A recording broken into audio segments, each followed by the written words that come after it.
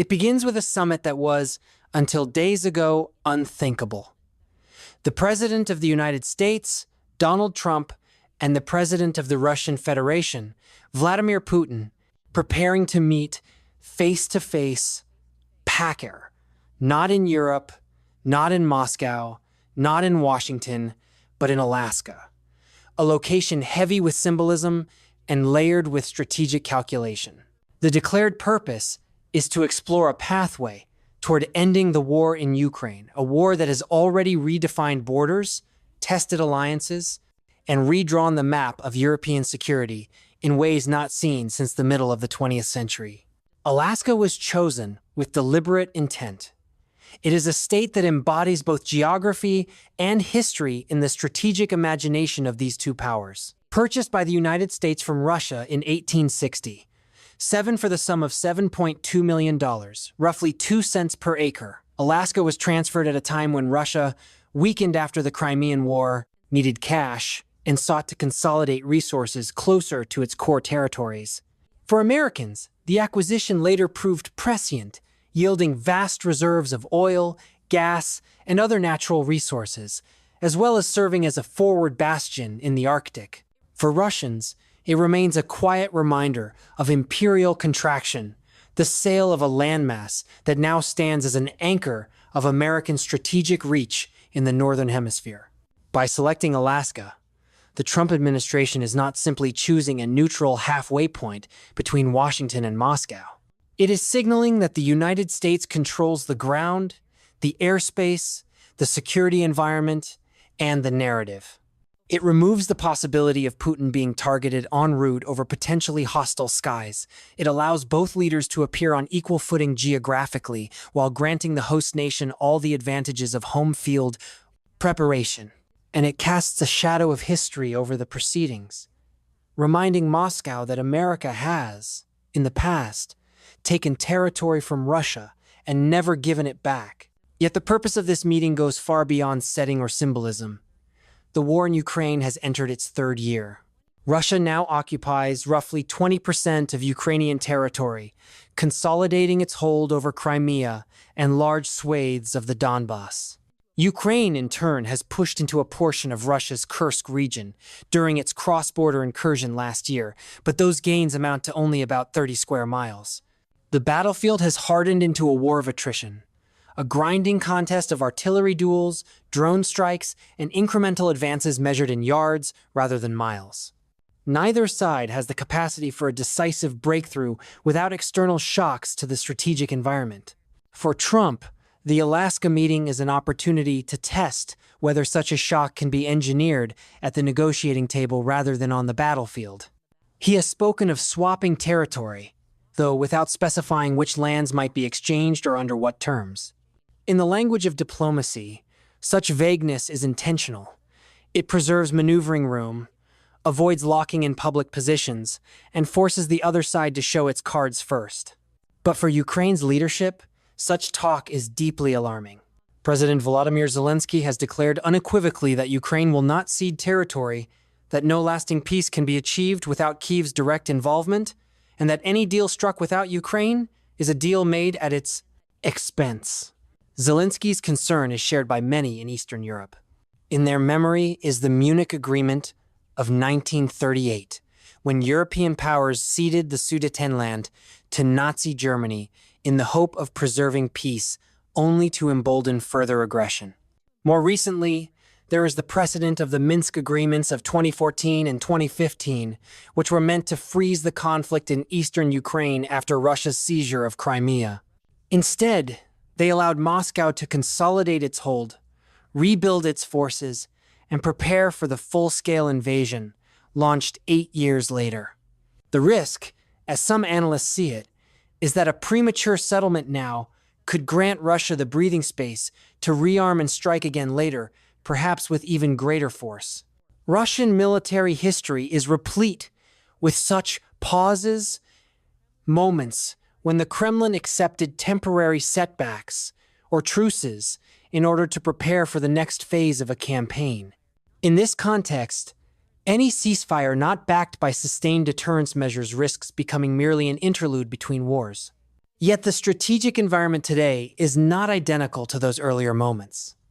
Unlike the Obama administration in 2014, the Trump White House is pursuing a more openly transactional and pressure-based strategy. Trump has already pushed NATO allies to commit to defense spending levels of 5% of GDP, a figure that far exceeds the alliance's historical norms and significantly outpaces Russia's own spending capacity, even with 40% of its federal budget now devoted to defense.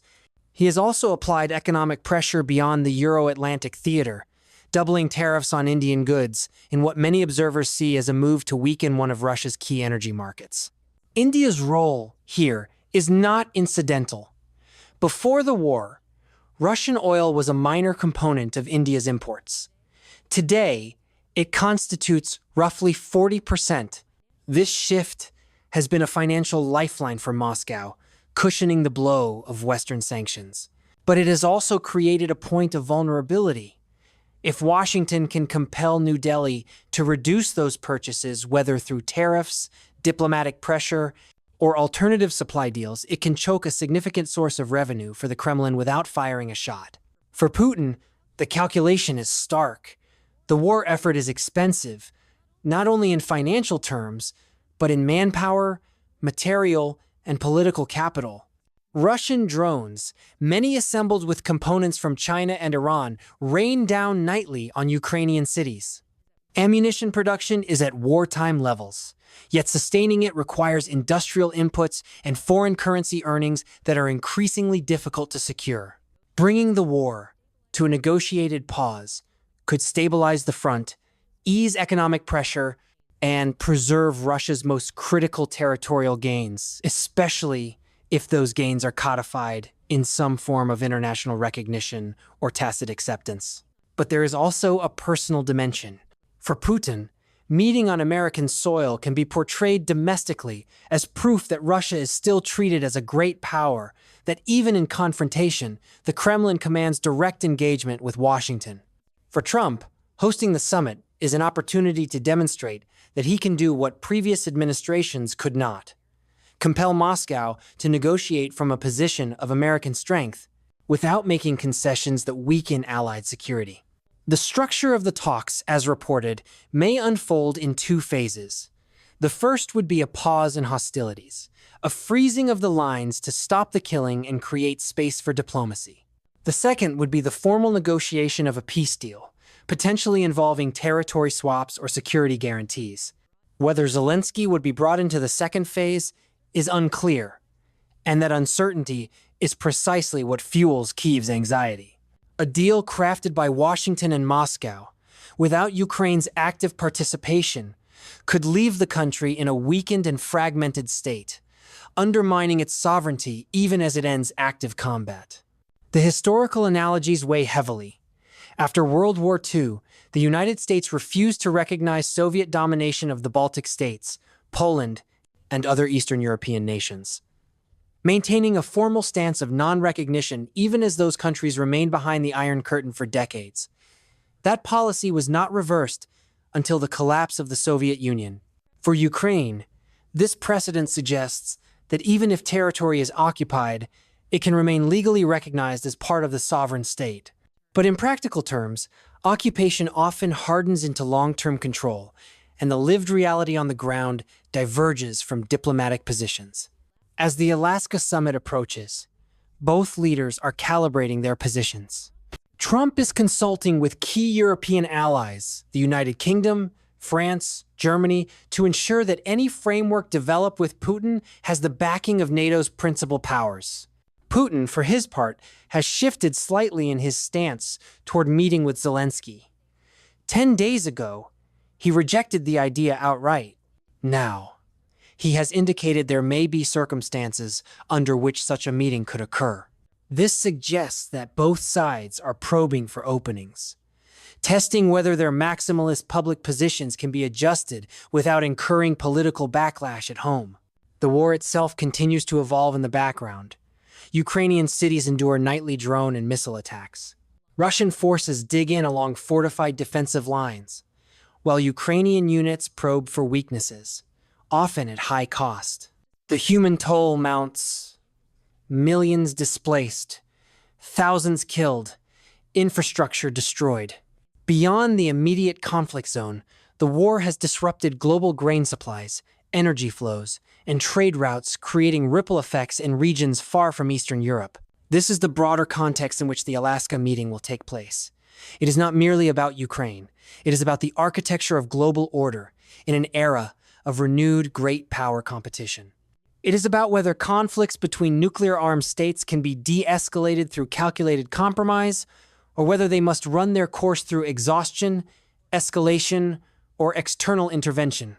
It is about the credibility of alliances, the leverage of economic power, and the durability of norms that have for decades sought to prevent the redrawing of borders by force.